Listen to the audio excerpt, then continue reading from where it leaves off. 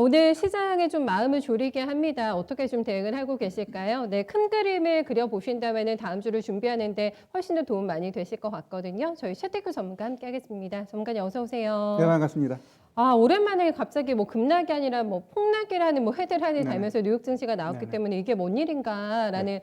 생각들을 저희가 하게 되거든요. 일단은 왜 빠졌다고 보세요? 왜 이렇게 급락이 나왔을까요? 네, 제가 일단 9월 달에 미증시는 한번 조정이 나온다 이렇게 네. 말씀드렸는데 일단 오늘 시장은 제가 봤을 때 시장 참여자들이 미리 몸을 숙이지 않았나 이렇게 생각됩니다. 아마 이 현 상태에서 계속 갔다라면 결국 연준이 먼저 시장에 테스트를 했을 텐데 네. 결국 이러한 조정을 보이면 연준 역시 테스트 이러한 것을 넘어갈 가능성이 높아졌다고 보시면 될 것 같습니다. 우리 그냥 시장 상식적으로만 생각하자고요. 자, 미증시가 왜 올라갔을까라고 했을 때 과연 정상적으로 올라갔냐면 아니에요. 결국은 트럼프하고 연준의 합작에 의해서 일단 대선까지는 끌어가자는 거거든요. 그러한 과정 속에서 지나치게 최근 뉴욕 증시 보면 거의 조정이 없이 올라갔어요. 그러다 보니까 일부 투자자들은 뭔가 차익 실현하고자 하는 욕구가 생긴 거고 그러한 흐름 속에서 오늘 결국 그동안 많이 올라갔던 애들 결국 엔비디아가 10%, 테슬라가 9%, 그다음에 애플이 7%, 마이크로소프트가 6% 하락을 했습니다. 결국 시가총액 큰 애들이 많이 하락하다 보니까 나스닥이 4% 이상 하락을 했는데 그렇다고 하면 거의 모든 업종이 하락했냐 하면 아니에요. 경기 소비재 쪽하고 금융 쪽은 오히려 강한 상승 보여줬는데 메이시스 백화점 전문 기업인데 8%대 상승했어요. 그 다음에 보시면 인베스코 이건 조금만 금융주인데 결국 이들도 4.8%. 그다음에 우리 잘 아는 랄프 로렌 네. 옷 얘가 또 3%대 상승을 했어요. 그러면 결국 네. 차별화된 모습을 보여줬다라는 것. 시장은 죽지는 않는다. 다만 차익 실현하면서 하락이 나오는 건데 결국 이러한 하락이 우리가 8월 달에 보여줬던 거의 9% 10%의 하락이 나올 거냐 했을 땐 그거까지는 잘 모르겠어요. 일단 내일 뉴욕 증시가 어떻게 반등하느냐를 봐야 되고 다음 네. 주 월요일 날 노동절이라서 쉬어요. 이 3거래일 동안에 휴식이 있는데 내일 제법 반등한다라는 건 제가 봤을 때 단기적인 조정으로 좀 보셔야 될 것 같고요.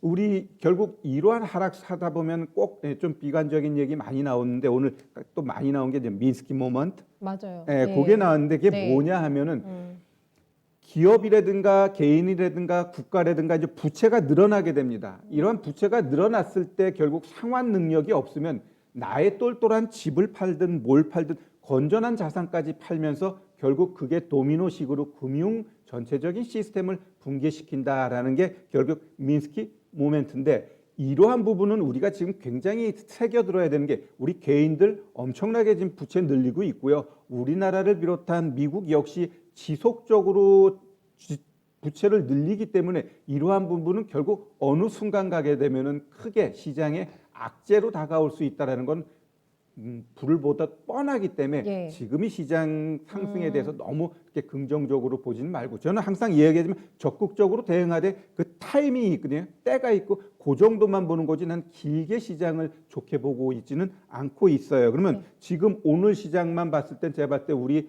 일단 단기 저점 만들고 일단 어느 정도 추스리고 있죠.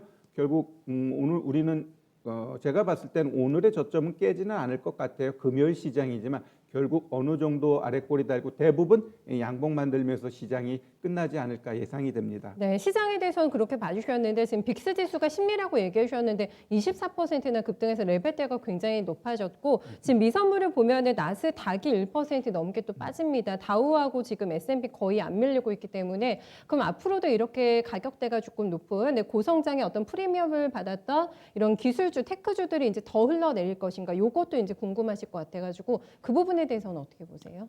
저는 일단 시장이 한번 하락하게 되면은 기본적으로 한 번 떨어지는 걸 8%, 9%로 보고 있어요. 네. 그럼 거기서 일정 부분 반등이 한 번 나와주는데 지금 8%, 9%라면 나스닥 기준으로 절반 하락했어요. 그럼 거기서 한 번 정도의 이런 충격은 충분히 나올 수 있어요. 네. 그래놓고 반등 주고 다시 한 번 더 떨어지면 15%, 16% 떨어지게 돼 있습니다. 그리고 제대로 떨어지면 결국 30%까지 떨어지는 게 우리 3월 달 장이었어요. 네, 그러면 네. 지금 미증시 한 번 떨어진 거 이거 가지고 하락이다라고 확 단정 지을 수는 없어요.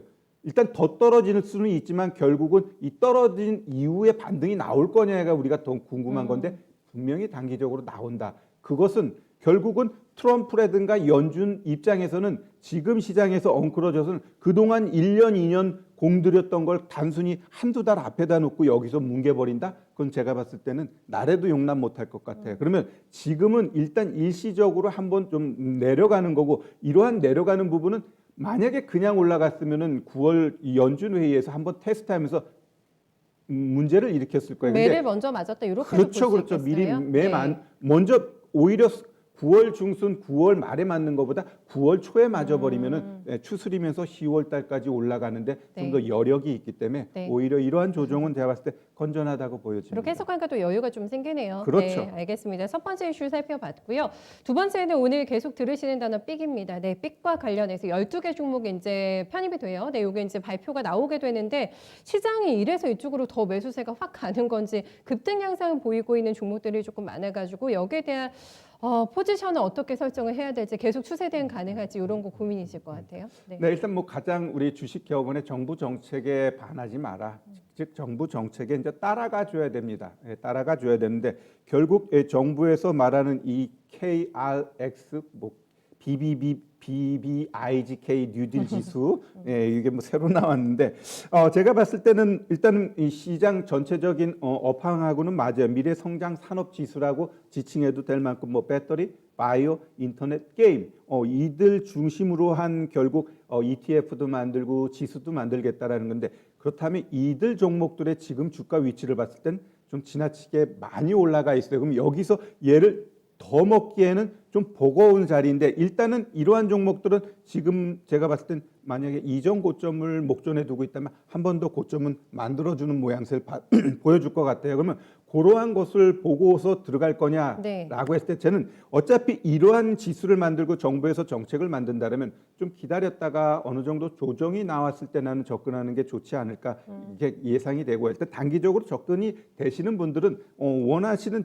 지수대가 있어요. 그럼 우리 한번 그 네 개 섹터니까 거기 대표 종목들 우리 하나씩 보면서 네. 차트 흐름 볼게요. 네. 먼저 LG화학 보겠습니다. 이제 배터리 하면 또 이제 LG화학 뭐 삼성 SDI인데 저는 일단 LG화학을 한번 보면 LG화학도 오늘 일단 이 개파락 해놓고 지금 양봉 만들면서 이제는 올라가려고 하고 있죠. 그럼 이러한 종목은 결국은 이 이전 고점까지는 분명히 치고 올라갈 거라고 보여져요. 그러면 78만 5천 원인데 이러한 부분을 단기에 간다라고 생각하지 말고 결국 이게 올라가기 위해서는 일주일이 걸릴 수도 2주일이 걸릴 수도 있어요. 하나 이 20일 이평선을 지지해주고 기왕이면 오늘같이 급락한 날 저점을 지켜준다라면 충분히 이 고점 치고 가겠죠.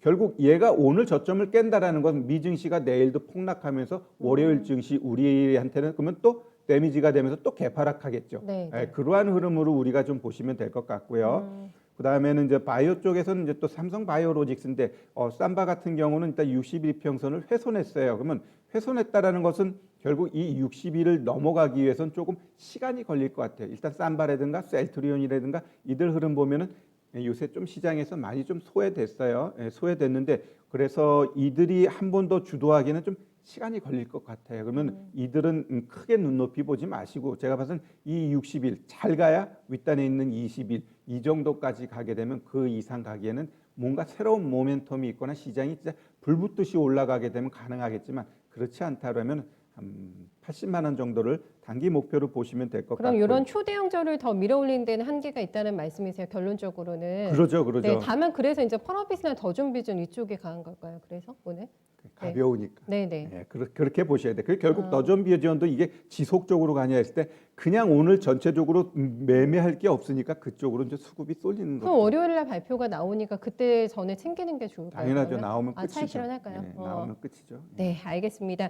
저희 시간 좀 많지 않아가지고 네. 하나그룹주 대응 정말 궁금하실 것 같은데 본주 못 사니까 우선주로 가고 있어요. 지금 하나솔루션 우선주가 상한가 내고 있고요. 하나 우선주가 17% 넘게 급등합니다. 완전 대세 상승인데요, 하나그룹주. 일단 한화 같은 경우는 네. 다양한 호재가 있어요. 일단 첫 번째는 이게 이제 올라가기 전에 결국 니콜라라는 그 모멘텀이 하나 있었고요. 네. 그다음에 이제 부속적으로 보면 우리나라 그린 뉴딜 이것도 역시 이제 수소 관련된 거라면 결국 이 한화가 거기에 연계돼서 볼 수 있는데 이것도 또 정책에 대한 도움 많이 받았군요. 근데 이제 가장 네. 중요한 건 제가 봤을 땐 방위 산업 쪽입니다. 이게 네. 호주 쪽에 그 K9 자주포 이게 1조 원대 수출을 했는데 그것보다도 지금 무르익고 있는 게 그 미래 궤도용 장갑차 도입 사업을 지금 들어갔어요. 근데 이게 5조 원대인데 이게 네. 최종 후보까지 올라갔어요. 이게 만약에 딱 되면은 미국에 서 있는 50조까지도 같이 연계해서 따먹을 수가 있어요. 그러한 부분들이 결국 한화 그룹 전체적으로 뭔가 시너지가 되고 한화 그룹이 시장에서 조금 더 부각되고 있다라고 이해하시면 좀 좋을 것 같습니다. 알겠습니다. 그러면은 저희가 지금 따라잡을 만한 종목은 좀 부담스러워서 없다고 보세요? 하나그룹주 안에서?